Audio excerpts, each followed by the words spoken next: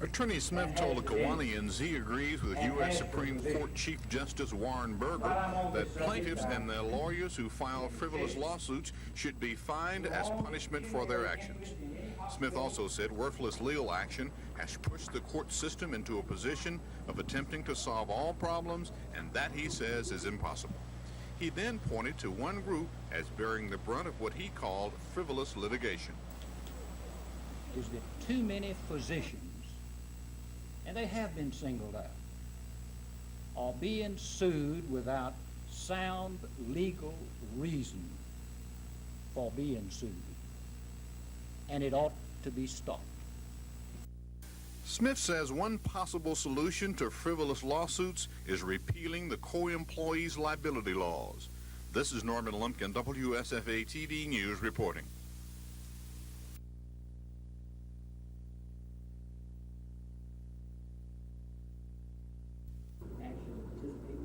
Yes, sir.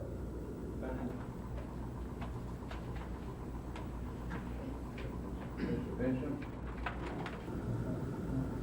Yes, twice. Sears, like a store. And your manager, what's it? Probably the broke home, I think. Gary Brown.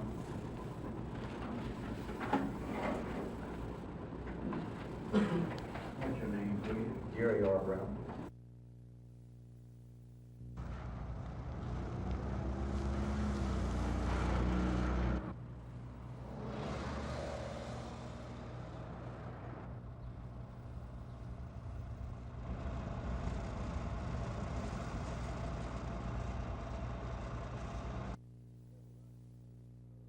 We have had several instances occur within the last few months where some of the young people have been gathering up to drink, and we're getting complaints from the public that there's fighting and cursing and just a nuisance.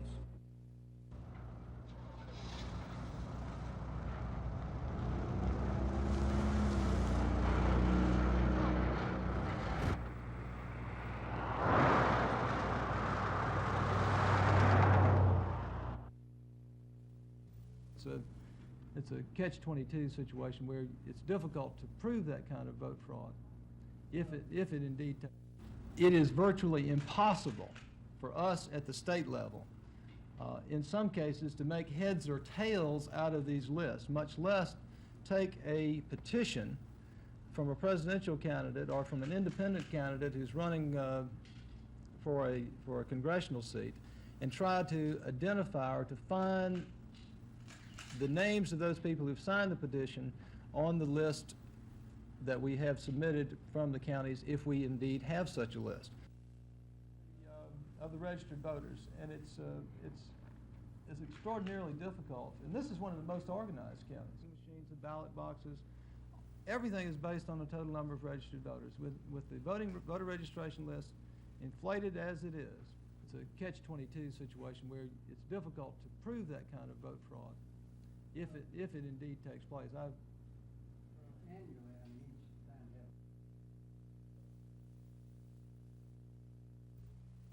that on? Push her. Yeah. Thank you, Mr. Bill. Social Security. Right. 16. That you're receiving true money from the state only about $5.5 million. So much unemployment throughout the state, the amount of uncollectible accounts began. You could go in there with maybe just an illness you think that you can get in and out of there for maybe $2,000 or $3,000, and you have to end up with kidney removal.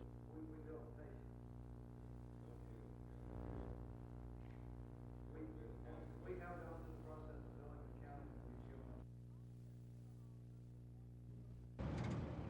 Officer Eula Oliver reporting to work as usual this afternoon after a day and a half in court. Her department had backed her up, and now a circuit court jury had too. It's the verdict that should have been returned, and Eula Oliver was out there doing her job, and she was defending her life. There was no doubt her life was in danger, and it's what she should have done under the circumstances.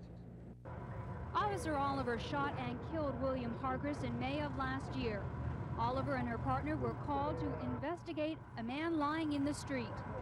Police say the officers were trying to get Hargis to his feet when he started swinging wildly. Hargis was shot once in the neck and died there across the street from his own house. He was unarmed. Blood tests showed he was very drunk. Well, I just don't think our laws or our society have gotten to the point to say that a police officer can't protect himself or herself when she's under attack or he's under attack, whatever the circumstances might be.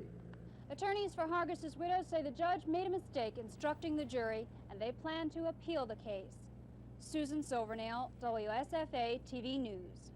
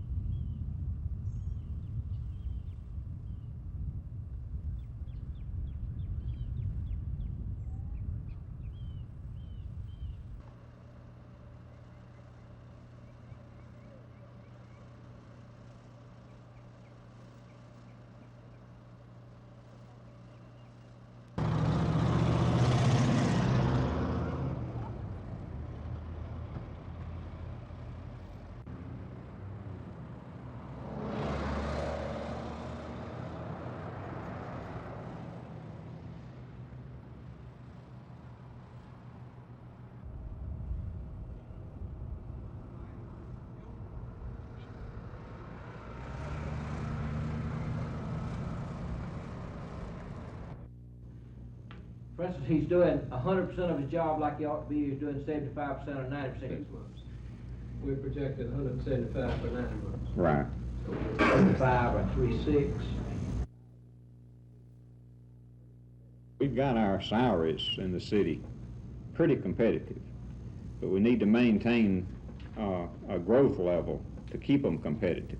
And discussed with you what they would recommend as fringe benefits next year. We're not talking about, I don't think, a complete new fringe benefit package, but with standard fringe benefits that we have, the expansion of those may be considered.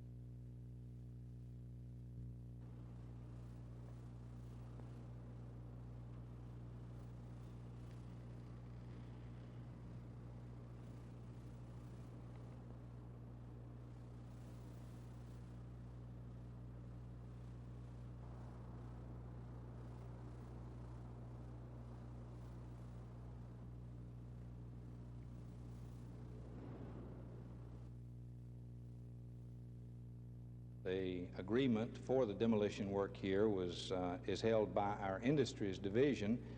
They are doing all the demolition of the walls, the interior part of the building. The part of the structure that is usable, salvageable, is also being taken care of by the Industries Division. For example, the marble that lined the halls downstairs is being stored away carefully to be used when the building is redesigned.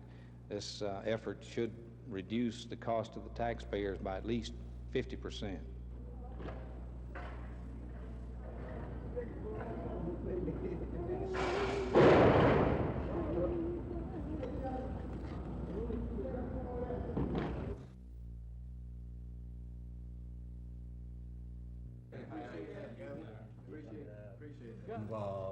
So, Mr. Mr. Larry Coma and make the statement. You fall in Valva County and all of Alabama. Metalux is announcing today the second edition. That you expect, and to the judge of probate, Judge Albritton, would you like to make a statement, Judge? Craft Furniture of Camden, Alabama, and we have Mr. Ronald Pate, the president. And Mr. Pate, we have some press here, and we'd like for you to, if you would, make the announcement about the amount of money involved and all.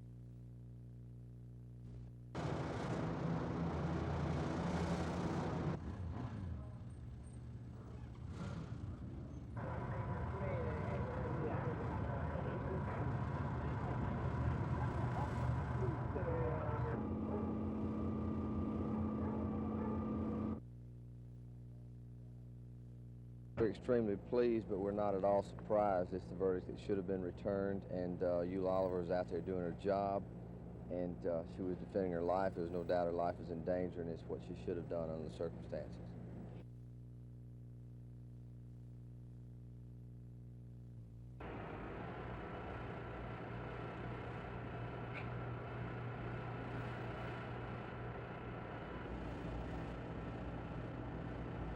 Whatever you want to do.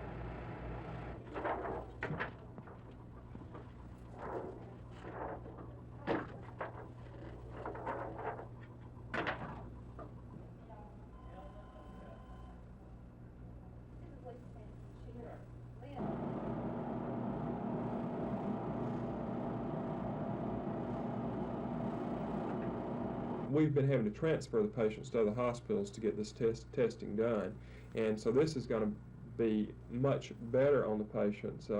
In particular, for trauma patients that might come in for our emergency room that might require a CT scan of the head.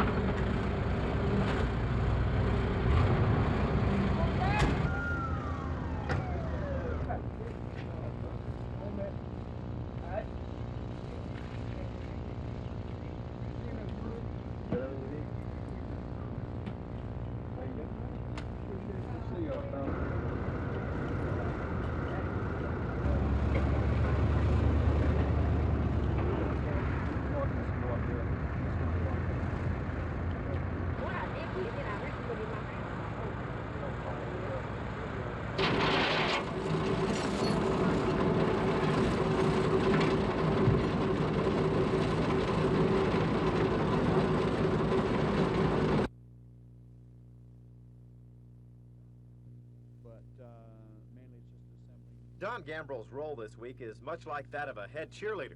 But once the swim trials are completed Saturday, the Olympic swim coach will take his team to Mission Viejo, California, where they'll train until moving into the Olympic Village July 22nd.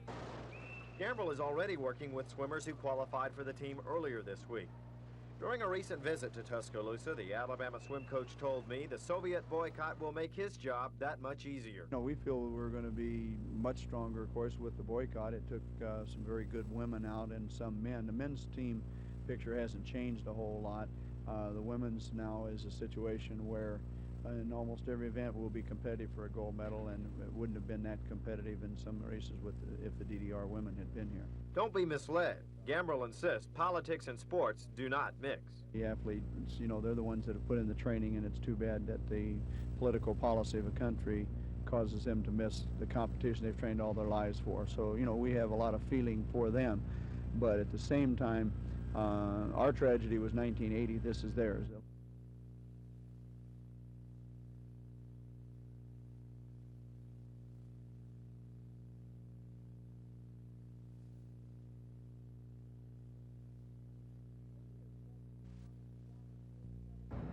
For years, dozens of farmers have gathered here to sell their produce.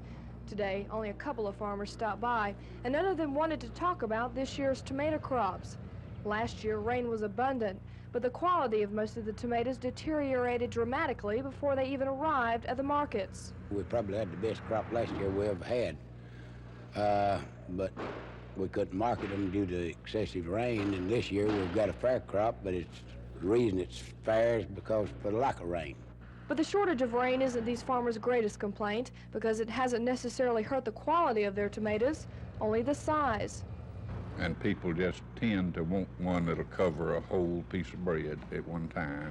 Reynolds says the cost of growing tomatoes is staggering, and although this year isn't one to brag about, he doesn't expect many farmers to quit and break tradition. Well, they've been grown in the Slocum area since prior to World War II, and I don't know how far back, but back into the 30s for sure. It's just an area that's traditionally grown truck crops. If Mother Nature doesn't cooperate next year, Geneva Countyans may commit a local sin by buying tomatoes at a grocery store somewhere else. Mary Beth Boyd, WSFA TV News, Geneva County.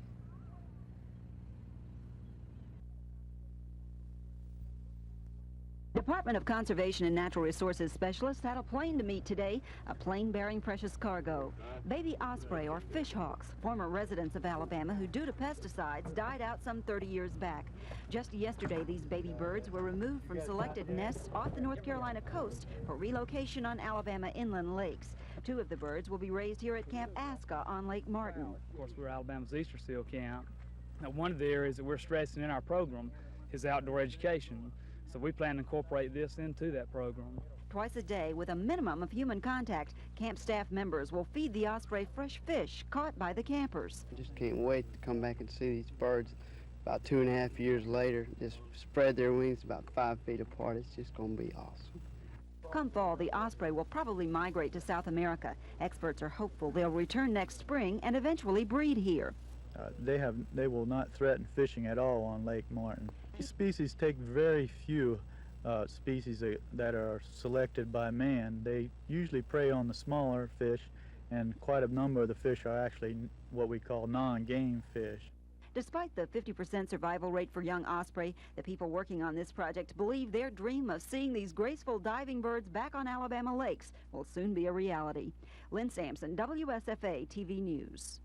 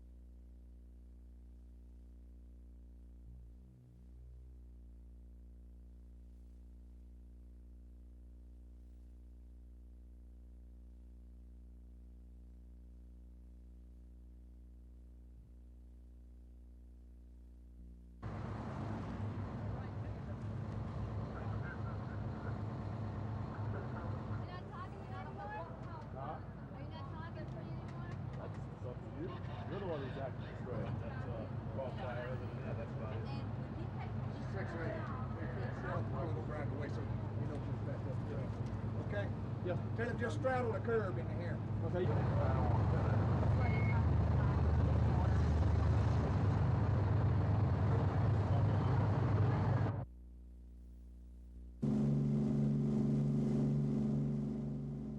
The fire at the Church of the Ascension near downtown Montgomery was spotted about 4:30 this morning by a passing policeman. When firemen arrived minutes later, the blaze was already well underway. Firemen say it started in the church basement and worked its way up through the floor into the sanctuary, eventually burning through the roof. As the fire gutted the sanctuary, it also weakened the basic structure of the building, creating the danger of the roof collapsing. That, along with the intense heat, forced firemen to do most of their work from the outside. It took 60 firemen an hour and a half to bring the blaze under control. One was overcome by heat exhaustion and was taken to a local hospital. When the fire was finally put out, firemen began trying to figure out how it all started. We know that they had a company in the basement yesterday replacing air conditioning units. We know that. Now, whether this was a cause, whether it was caused by this operation in the basement yesterday for replacing those units, we have no idea at this time.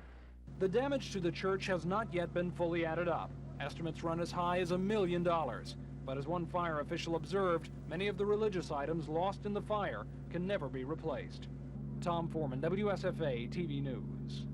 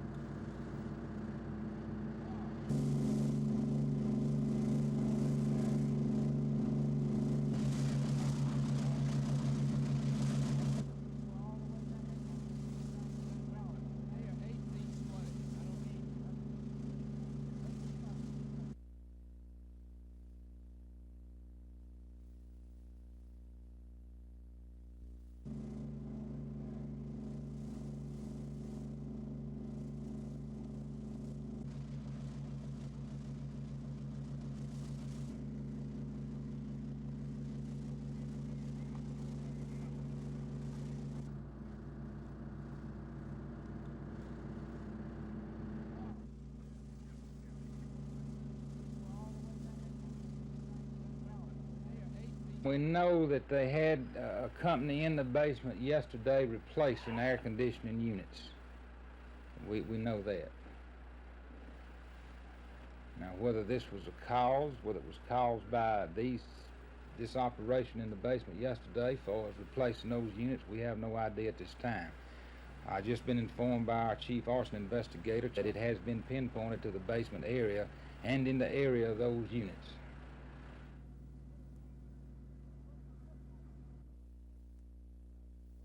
Over the next 3 years. And I'd like to have Mr. Madden come up, please.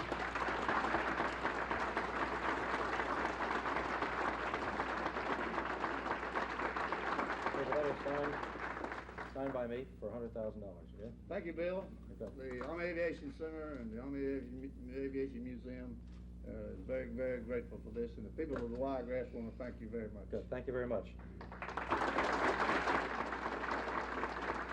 Research, technology, and development, having worked on the civilian version. Production. It makes me feel very old. In 1957, after a year at Sikorsky, my first trip out. It was a chance for Sikorsky officials to meet some of the leaders of the Wiregrass. Sikorsky is really no stranger to the area. Its Black Hawk helicopters have been flying out of Fort Rucker for the last few years. That's one of the aircraft which has made the company the largest designer and manufacturer of helicopters in the world. The reason we are number one is because we paid attention to the development of technology and to looking ahead. It's the very reason why we put the composites facility where we have. That composites facility will open next year in Tallahassee and employ 250 people. Last month, Sikorsky announced plans to open another plant in Troy with 100 jobs. Paul is looking at other Alabama sites as well. As time goes by, you'll begin to see an expansion of that, as you might suspect. And as that begins to expand, then I think you'll begin to see the Sikorsky coming down to build a stronger and stronger infrastructure to support those two facilities. And that's where I see, in time, the ability to move into the areas that we are currently not in Alabama. With tax incentives in the growing industry, Paul says his company is committed to Alabama. He says today's check presentation is part of that commitment. Cal Calloway, WSFA TV News, Dothan.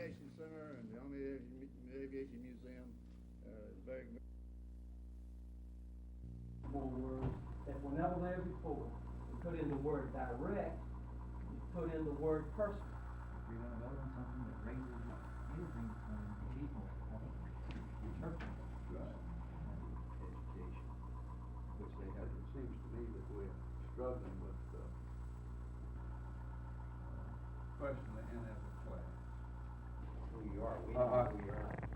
My name is Bobby Siegel. I'm a lawyer in Montgomery, and I represent AEA. The reason I'm speaking to this Bobby Slow, extremely things.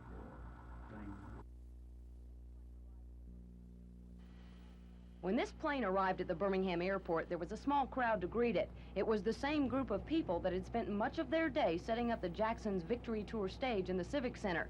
And we're going to let you decide who those passengers were. Look closely.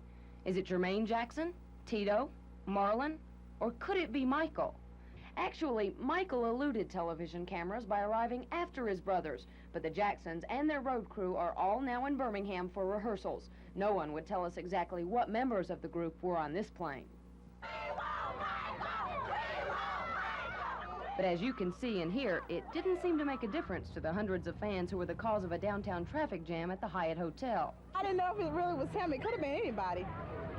Why would you come out here and just hope for a glimpse? Because I want to see Michael Jackson. I really want to see him. The Jacksons have reserved Birmingham Civic Center through Saturday. They'll be testing the sound and lighting equipment to be used in the premiere concert scheduled in Kansas City. The Jacksons can stay longer if they want to, because there's nothing scheduled in the Coliseum until July 4th.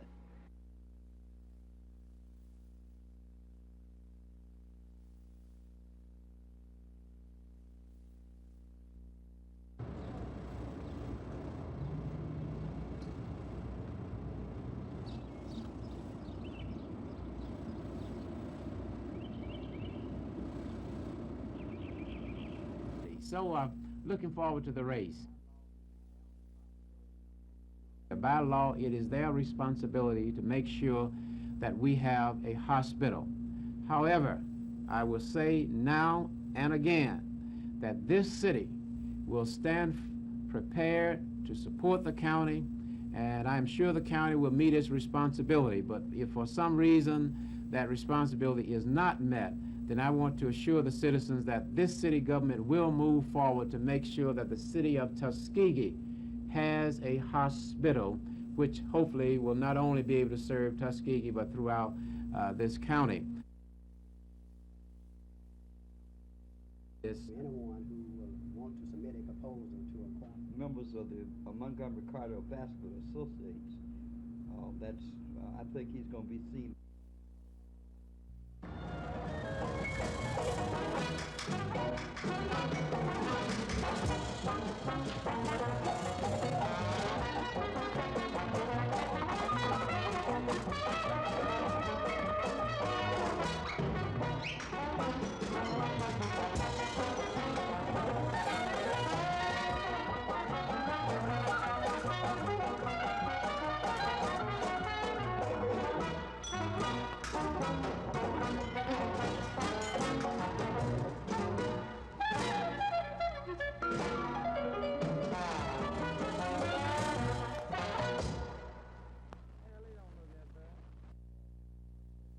Apparently he called mental health and, frustrated over the fact that he didn't have a job, requested that he be given a job within 10 days and stated something to the fact that he was going to blow up the governor, the mayor, the lieutenant governor, or some other public officials.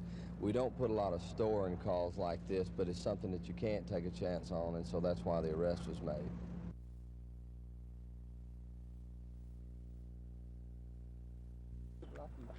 Foul shape.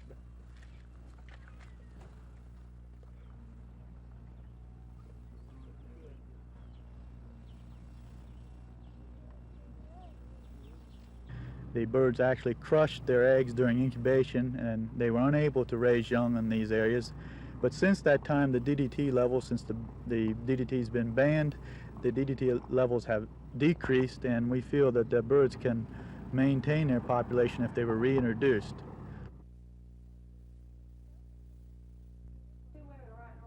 Dothan Police Chief Cater Williams is sure about one thing. He likes the law on when a cop can shoot as it is, and he does not like the federal judge's attempt to change it. We have the responsibility of protecting our community, but we can't fulfill our obligation to the community with court rulings such as this. The decision leaves him with a headache. What to tell his officers on the street about when to use a weapon. Until we receive some instructions from state government, we'll continue our policy as it has in the past.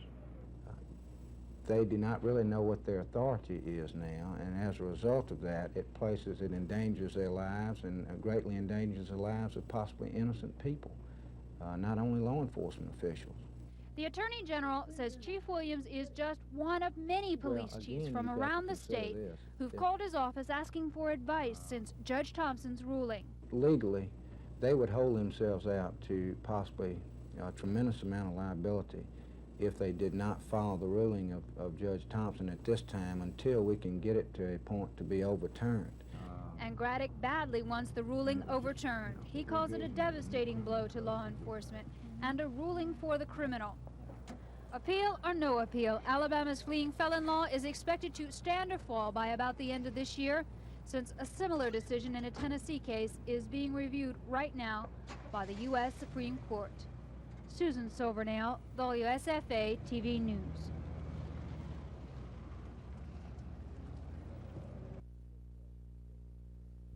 That's correct. He did threaten. He said that if he wasn't given a job in 10 days, he was going to blow these public officials up. But as I said, we do receive calls from time to time of this nature, and that's why we have aides with the mayor to protect him and other public officials.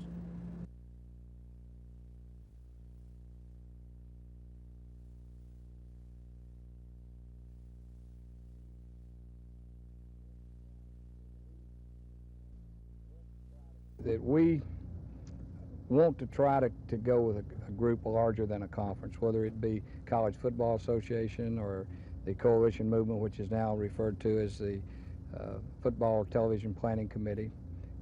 that would have a national program.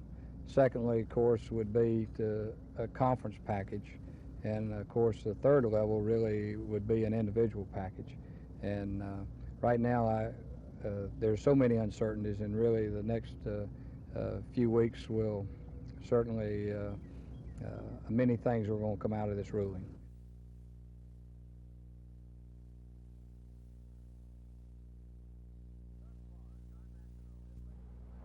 Thus far, John McEnroe has let his racket do all the talking at Wimbledon.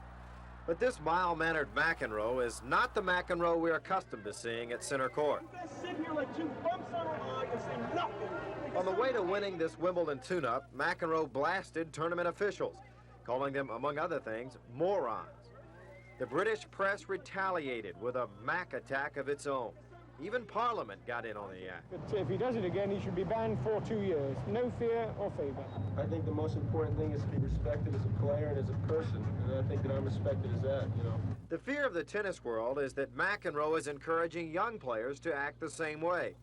But those we talk to disagree. The way he acts really helps him. I mean, he's basically the only person that can do that, so if he gets mad, it's fine with me. I mean, I like to see him win any way he can. I respect his ability more than anything in the world, but I don't respect his behavior. If there's one good thing about John McEnroe besides his tennis, he has brought attention to a sport that otherwise might not pull the numbers to stay on the air. Number 3 seed, Jimmy Connors.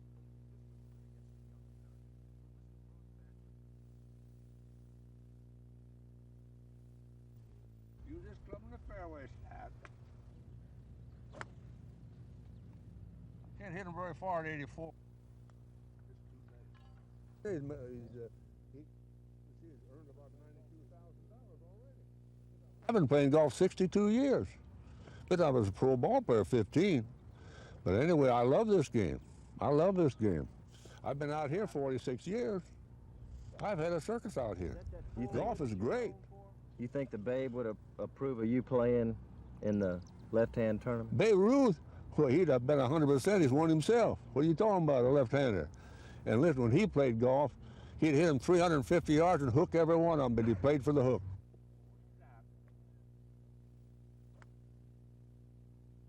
Can't hit him very far at 84. We're going to use this club in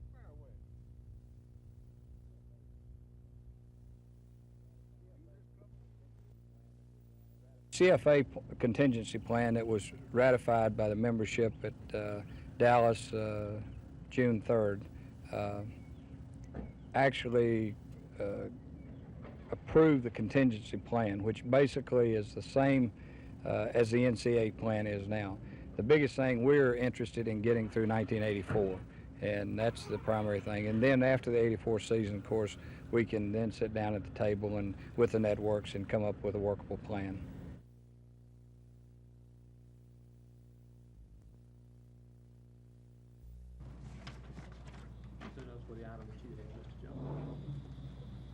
Express has filed a supplement number 4 to his tariff number MFF.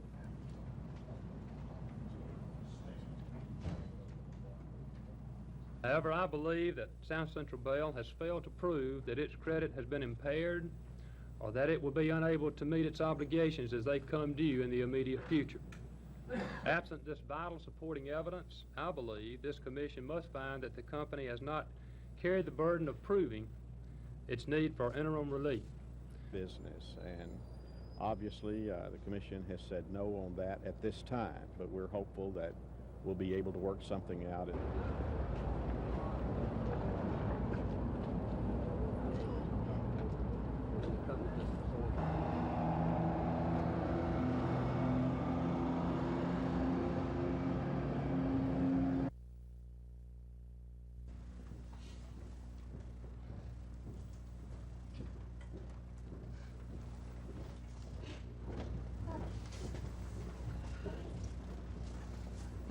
Here this morning, all the... All right, good luck to you, broken wrist and all. Thank you, sir. Part 9. So every... Thank you, sir. Gary L. Boyd.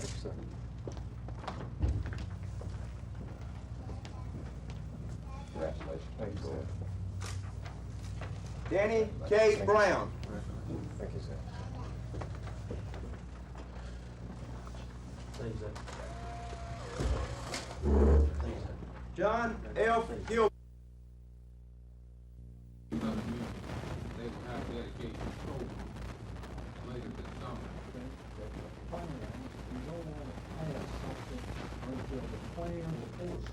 The thing that's made us so attractive that in no way suits the needs, and the rent is rather high at this time in the county.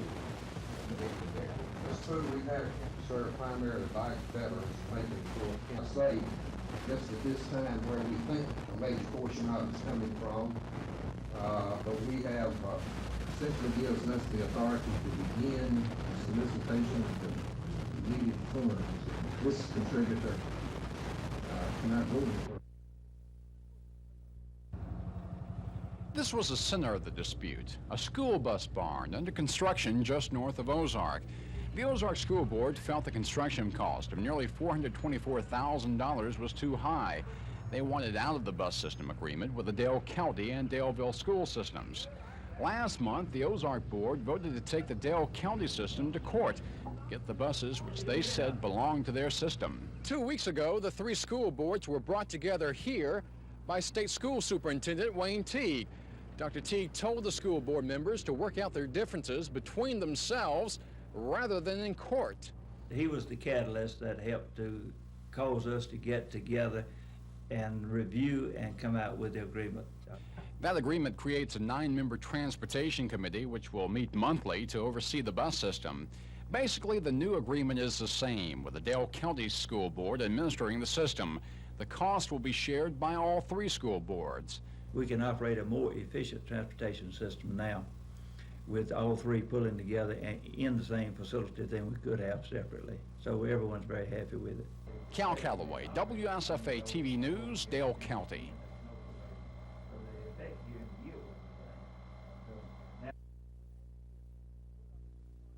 When AT&T split up at the start of the year, South Central Bell lost to AT&T telephone equipment that was being leased to customers.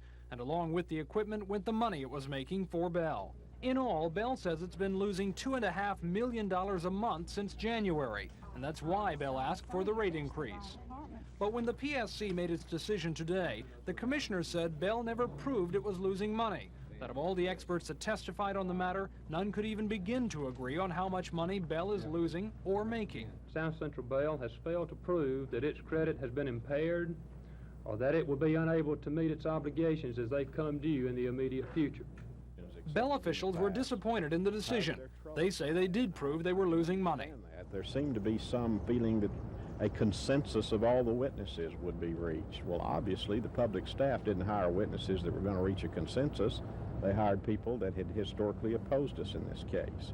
This is certainly not the final word on the whole matter. Bell still has a $256 million rate increase request before the commission. And even though the commissioners have urged all interested parties in that case to try to work out their differences before an August deadline, Bell officials say negotiations are going to be difficult. And today's decision clearly won't make them any easier. Tom Foreman, WSFA TV News.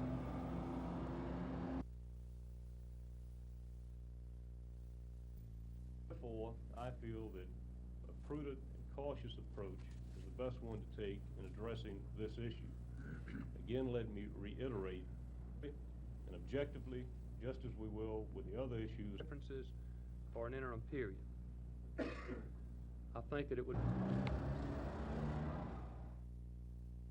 I'm not willing to let telephone service in the state deteriorate. I'm not willing to go back to our company employees and say we've got to lay off 600 to 1,000 of you to have that happen at this point without at least trying.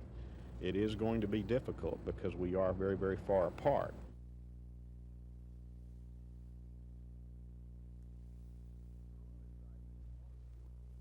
The Rue indictment is one of 14 handed down by the federal grand jury. It was announced by United States Attorney John Bell.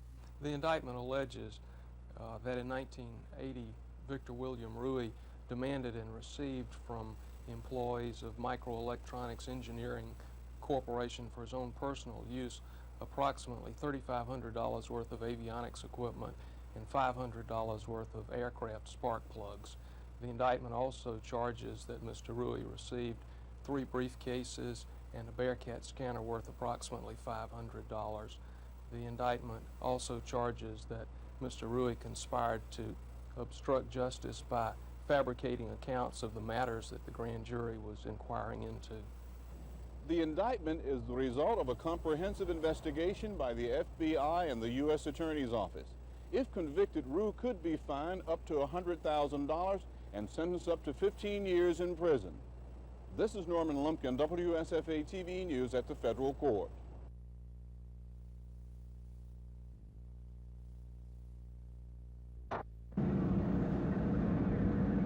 The fire destroyed the old Montgomery Fair store, once a prominent landmark in the downtown business district, which was in the process of being renovated and remodeled to house state office workers. In buildings of this type in old sections of town, when they're under renovation, as that one was, that's their most vulnerable state when fire does occur in one of the buildings, largely because there's no great number of interior walls to act as partitions to keep the fire compartmentized within a section of the building. It's all open floor space. Chief Greer says the job of trying to determine the cause of the blaze is still ahead.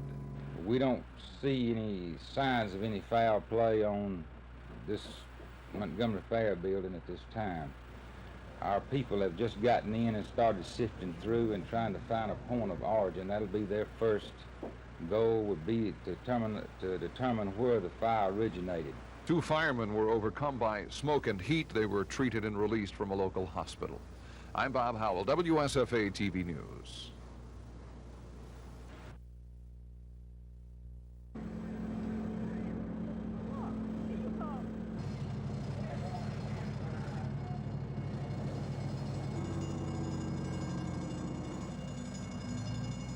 Buildings of this type in old sections of town, when they're under renovation, as that one was, that's their most vulnerable state when fire does occur in one of the buildings, largely because there's no great number of interior walls to act as partitions to keep the fire compartmentized within a section of the building. It's all open floor space.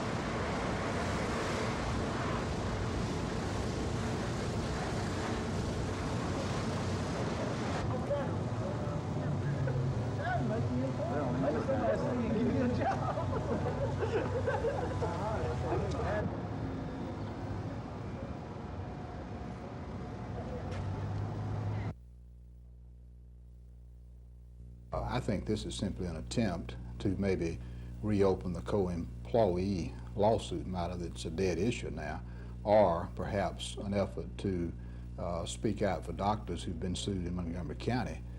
Doctors have been somewhat immune from the laws of negligence over the years, and now if they make a mistake, they're subject to the law just like anybody else. Frankly, lawyers that I deal with in Montgomery don't file frivolous lawsuits.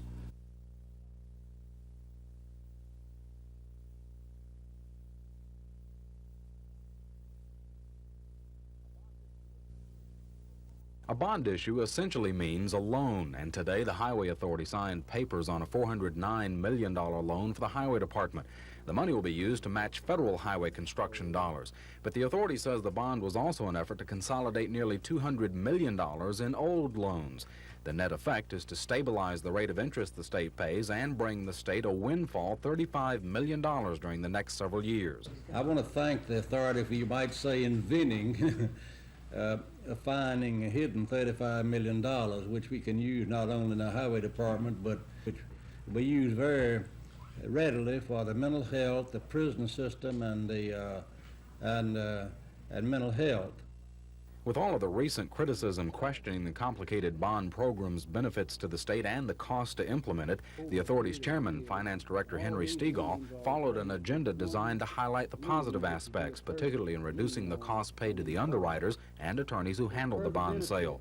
Stegall called on those firms and attorneys to publicly say they had reduced their fees and charges by about a third of the original estimated cost. We had an estimated cost of $17.25. That's per thousand of bonds.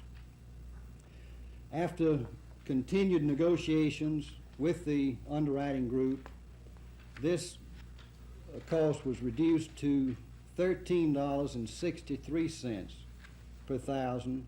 And officials point out that's a $1.5 million savings, one of the cheapest bond sales on the market. Chris Grimshaw, WSFA TV News in the governor's office.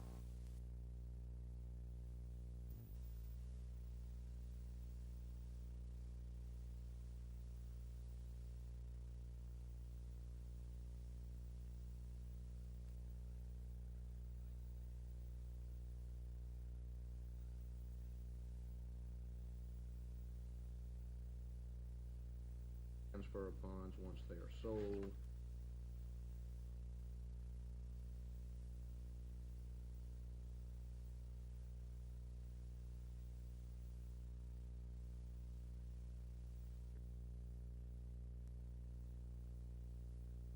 People also from Greenville, Alabama, along with the considers its most valuable asset to be the Greenville operation. We have 450 loyal, dedicated employees, over half the workforce. Boss is making for Greenville. They've been good citizens of Greenville for a number of years. They've meant a lot to our town and a lot to citizens in Greenville. They've done a lot of good things in our town, and we consider it to be very good news that they... Here. I'm from Illinois, born and raised in Illinois, but I'm going to increase the population of Greenville by 2, and my wife and I are moving to Greenville. I'm not advocating a special session just for this purpose, but I feel that it will pass at the next session, whether it's special or regular.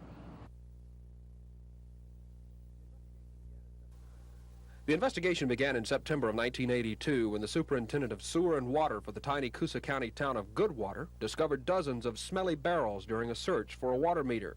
State and then federal environmental officials were called in to investigate. The paint sludge, as it was first called, turned out to be a combination of 50 chemicals, 10 of them highly flammable industrial solvents. The waste was traced to Hayes International, a Birmingham aircraft refurbishing plant with hundreds of millions of dollars worth of contracts with the Defense Department. But one Goodwater resident, Ray Kelly, says he received his supply of so-called paint from Performance Advantage Petroleum, a Wagufka oil processing company. Just after the waste were removed from Goodwater, similar batches of the dangerous chemicals were discovered in the Coosa County landfill nearby. Even more barrels were eventually discovered in the Quad Cities of northwest Alabama, in Warrior near Birmingham, and in Manchester, Georgia. In all, environmental officials say about 400 to 500 barrels were found. In a prepared statement released this afternoon, Hayes International said, quote, Hayes denies any wrongdoing in connection with the indictments and will defend itself at the proper time. The statement also claims the company cooperated with the investigation and spent about $250,000 to clean up the waste, including some the company says it didn't generate. Hayes Vice President Michael Haworth says his company contracted with Performance Advantage Petroleum of Wagufka to dispose of the waste from its Birmingham plant in compliance with federal law. Haworth says Hayes is now suing Performance Advantage for failure to live up to that agreement. State and federal environmental officials have a news conference scheduled for tomorrow to discuss the indictments. Dennis Latham, WSFA TV News.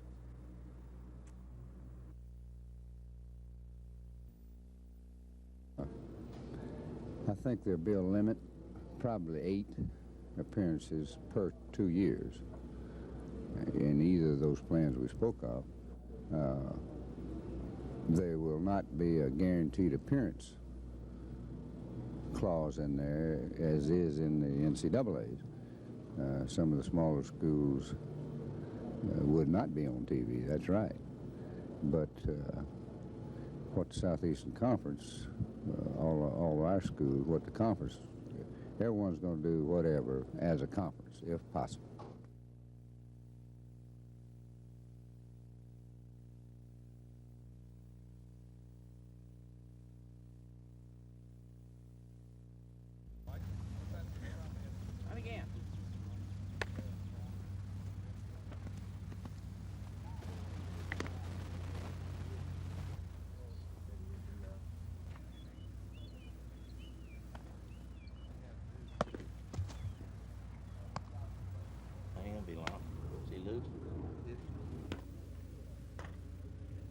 We are basically trying to measure their skills, running, fielding, throwing, hitting, pitches, of course, their velocity and their ability to pitch.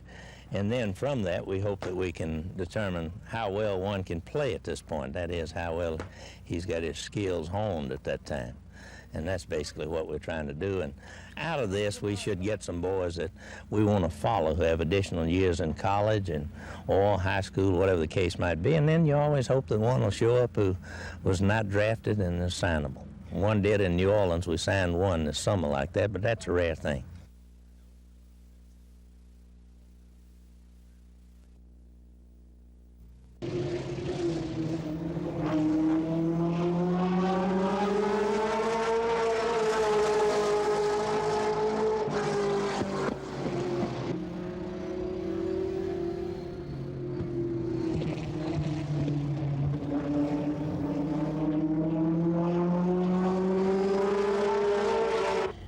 He's got everybody shooting at him right now. You know, I've been that way a time or two, and like me and my own deal with my car now, I'm not running like I know I ought to be running. And I come to Montgomery 2 days this week trying to get my problem straightened out.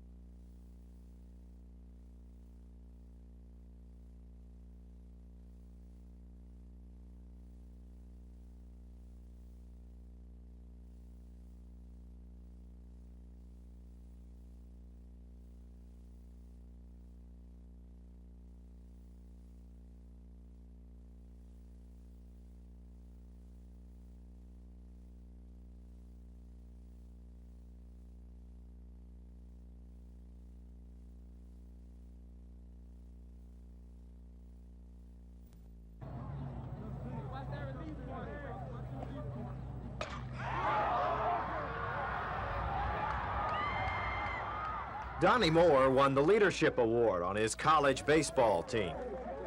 But leadership was not one of the qualities Cincinnati Red Scout Julian Mock was looking for. Could the 6'3", 215-pound senior run, throw, catch, and hit? Only Mock knows for sure, and he isn't telling. I don't like to mention names of positions or areas that they come from because all of this is kind of confidential, but The Red Scout did say Donnie's size was a plus. we are traveling in a big man's world now, and size does catch your eye first. No doubt about that. You look at one who has a good body, and it does catch your eye quickly. And Moore was a .290 hitter at Alabama State, but he struck out in his first plate appearance during the tryout camp. Well, I had a shoulder problem. I got hit with a foul tip, and arm not at its best at the time, but I still can throw it pretty good. Even Mock admits it's rare that the Reds, or any major league club for that matter, will sign a player out of a tryout camp. If he doesn't hear from the Reds, Donnie says there's always the Dodgers, or whoever is next in town. I came out hoping I get that one chance that everybody was looking for. All I want is one break, and I can give it my best from now.